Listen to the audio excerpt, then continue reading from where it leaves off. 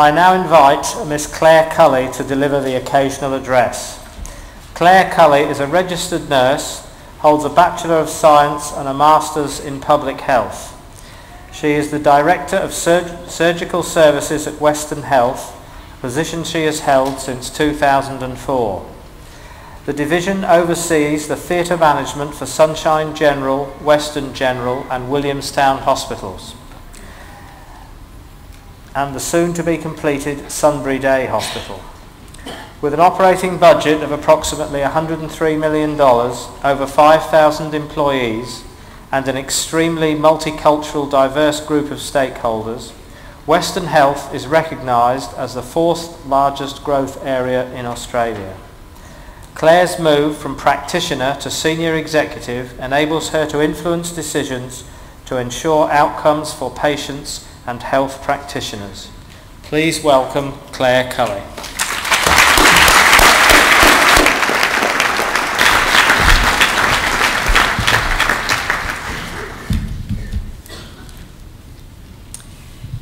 Councillor Ian Gilmore, Vice-Chancellor Professor Peter Dawkins, distinguished guests and most importantly graduates, thank you for inviting me to be here with you today and to share this incredibly exciting time with your families, the academic staff in celebrating your graduation.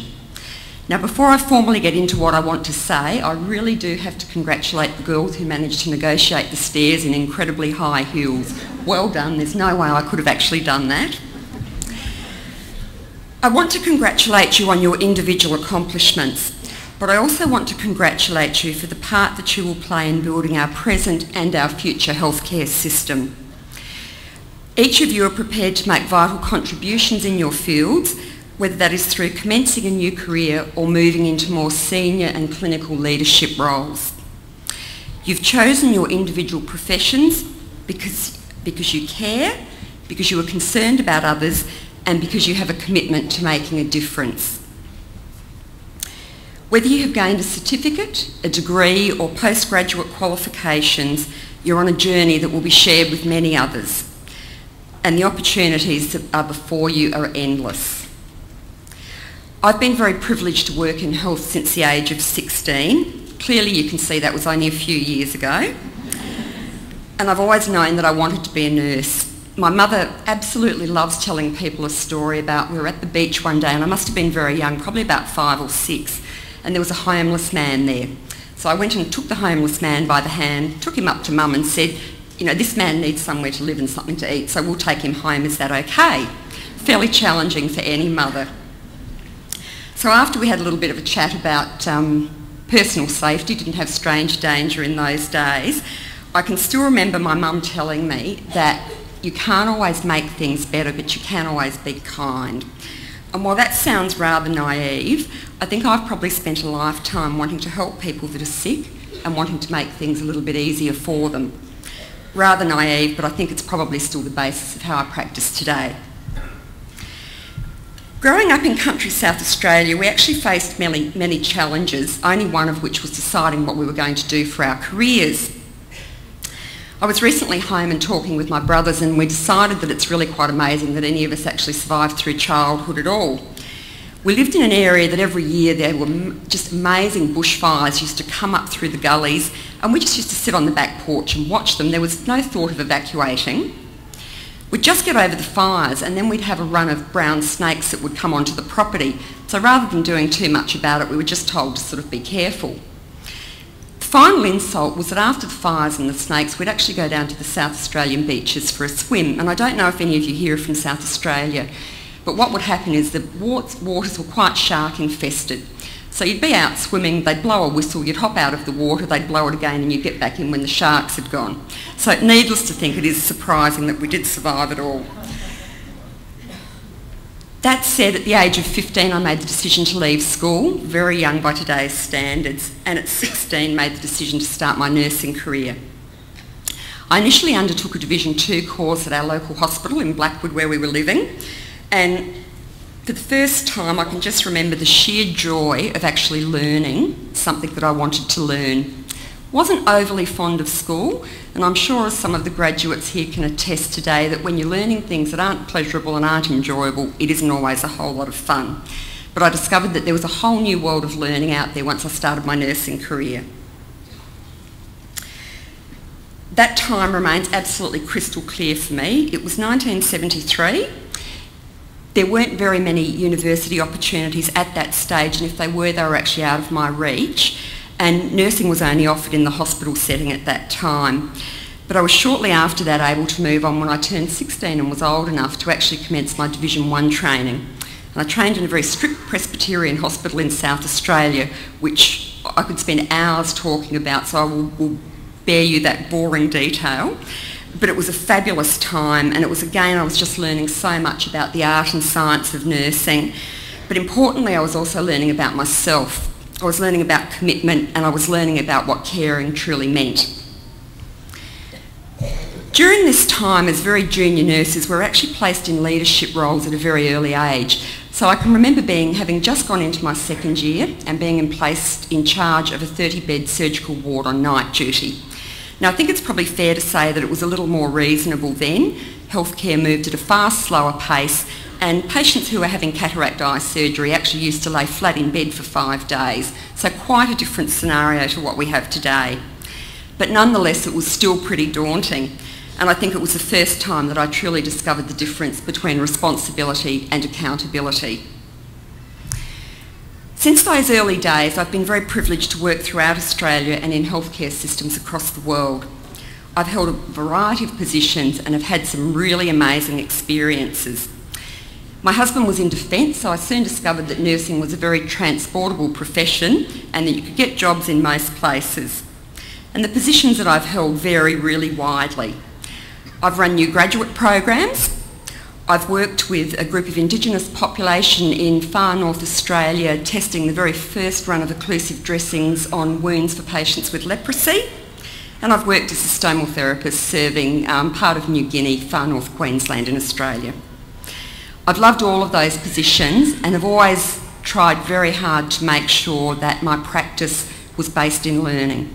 So up until that time, very much doing organisational based courses, hospital based courses, and really learning where I could. In 1991, a girlfriend said to me, look, I think we should go and do our Bachelor of Applied Science. And I thought, oh, a university, that'll be interesting. So, with great trepidation, as a wife and the mother of a 10-year-old, fronted up to the University of Canberra and signed up to do my first degree. During the ensuing years, I really developed a deep passion and a view of the value of academic study, and was fortunate enough to actually sit on a national task force to review academic nursing education and curriculum development. That's really showing how old I am. After that, we decided to settle in Canberra, and I had for the first time in my career an opportunity to really focus on a more senior leadership role. I moved into the Director and then Executive Director of Nursing role at the Canberra Hospital. I quickly learned, though, that to be able to engage at that level and engage with executives, that I actually needed to know more than what I had learnt through nursing, that I needed to look outside of my own professional career and more generally learn about healthcare systems. So with that in mind, again with another girlfriend, we signed up and undertook a Masters in Public Health Administration in Sydney. Now, my husband remembers this time fondly, not only because I was doing lots of study, but also discovered the joys of studying near Culley Beach. Very good nightlife, lots of bars, and had a very, very nice time while we were there. And to this day, my husband still remarks that he thought it was only young uni students that actually enjoyed staying up late at night and then trying to cram for exams. But it was a fabulous time. So with a whole new set of learning under my belt, I was really inspired and really wanted to see if I could make a difference outside of nursing. Was all set to step into a very senior position, and then, as happens, life can throw us curveballs. I was diagnosed with breast cancer and had a fairly significant form of it. So I had 12 months off work, had high-dose chemotherapy and radiotherapy, several bouts of surgery, and really got to experience in a very unique way the healthcare system that I had been part of managing and was going to be part of for the future. And that old saying of walk a mile in someone else's shoes, and it gives you a bit of insight into what you can be doing, is very, very true. But I am pleased to say that was 12 years ago and I'm happy and healthy now. So a couple of things happened at that time. The first one was that we made some family life decisions. And as you do when you're diagnosed with cancer, we decided to buy a female motocross team. Our daughter was racing motocross at the time, so we bought a huge truck. I got a truck licence and we travelled around Australia with 5 females racing motorbikes. Now, our daughter subsequently went on to do that professionally in the States, but it was interesting, nonetheless, of which was trying to get a truck licence, having had a mastectomy and not a particularly good left arm. But we achieved it. So it was really about making the best of what we had at that time. And I think it goes to show that throughout your career, it's not only going to be what happens at work, what happens in your personal life for yourself and your families will really shape your view of how much you can do and where you can go. The second thing that happened to me at that time was that I really knew I wanted to make a difference. That my passion for trying to make things right escalated to a whole new level. And it really took me back to those childhood days of wanting to make people happy if they were sick to fix it and to fix problems. In 2004, I was very fortunate to be offered the position of Divisional Director of Surgery with Western Health. Wow, it's an outstanding organisation, and working in the western suburbs of Melbourne is seriously the most fulfilling thing to do. This was the opportunity that I'd always been looking for outside of my chosen profession of nursing. I had the chance to influence budget decisions, to affect resource allocation, and to work with a multidisciplinary team to actually develop better systems. I'm privileged to still hold that system today. We now have 4 acute campuses and we do about 28,000 surgical procedures a year, and we're now the second biggest health service in Victoria. One of the privileges that I've had in this position is that I've had the opportunity to meet with people who are actually able to help me influence and make a difference outside of my direct work. And it's something that I would encourage all of you with every single day, is just look for the opportunities. As I mentioned a little while ago, I was treated for breast cancer. Now that was while we were living in Canberra, and it was relatively easy. No fun, but relatively easy. Everything was provided for publicly. There was no wait. I didn't need to travel far for services, and we lived a fairly comfortable life. The stark contrast when I came to work in the western suburbs of Melbourne was just unbelievable for me. I found that we had women who were choosing not to have treatment because they couldn't afford to have their houses heated. There were women who were travelling with their husbands who had Alzheimer's for 3 hours on trains and buses to receive 6 minutes of radiotherapy 5 days a week for 6 weeks. And because of our multicultural community in the West, there were women who wouldn't go home to their families because they believed if they did that they would all die of cancer. So as well as my work, I now found something else that I could be passionate about and help try and fix.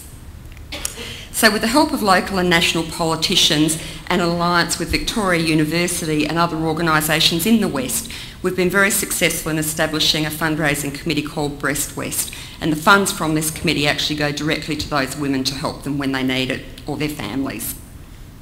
Very nervous about the hat falling off, it's still there. So it really is all before you. The opportunities are there to do whatever it is that you choose to do. With that though, there are some challenges that we're going to face both individually and collectively. The healthcare system is a very complex one. We have a rapidly growing and rapidly becoming more multicultural population. We do have finite resources, so we have to be careful about how we use them. And we have a community that's far better informed and that expects far more of us than they have in the past.